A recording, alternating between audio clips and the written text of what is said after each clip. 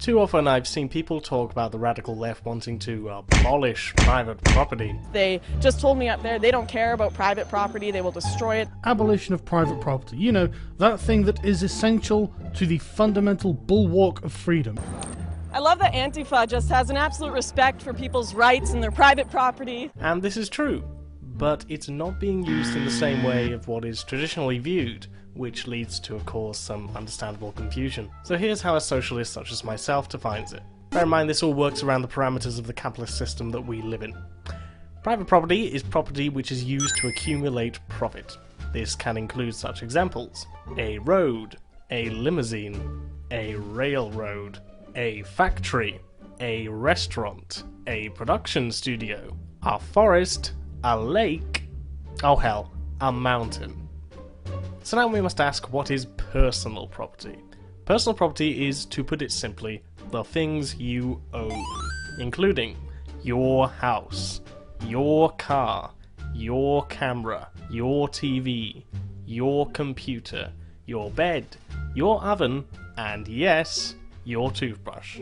But it's worth bearing in mind there is no specific list, so to speak. All these things can technically be used for private profit-making devices, but if you own them individually or as a group for the purposes of use, then no person has a problem with this. The problem arises when the social condition of said property starts depriving people of it for use in the market economy, otherwise known as antagonism.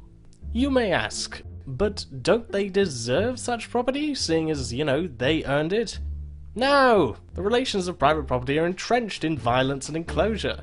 The commons formerly used for the way of free access were gradually turned away through legal acts or via violent revolution by merchants. As an experiment, go talk to a capitalist and ask him how he came to garner such property.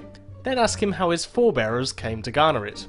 And when they eventually come to the end, they should tell you that it was probably garnered by violence. In which case, challenge him to a duel. Now this can raise some problematic situations, so for example, what if somebody owned 1,000 acres of land and used it entirely for the purposes of leisure, without making any money off of it? Well, then you might need to ask, how on earth is somebody supporting 1,000 acres of land without putting it to any use? And probably what comes of this is that they are exploiting profit in other ways to supplement this. In which case you need to ask them whether or not they can justify 1,000 acres of land simply for their own personal leisure.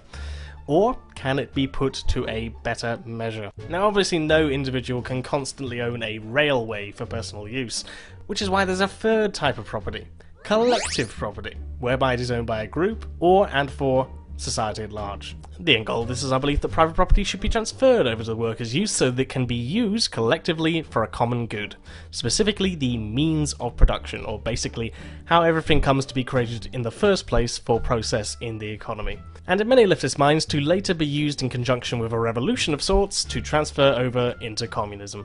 There are of course many nuances that come with this question, such as occupancy and use, but this video isn't going to go into the detail of such things, merely describing the basic principles of private versus personal.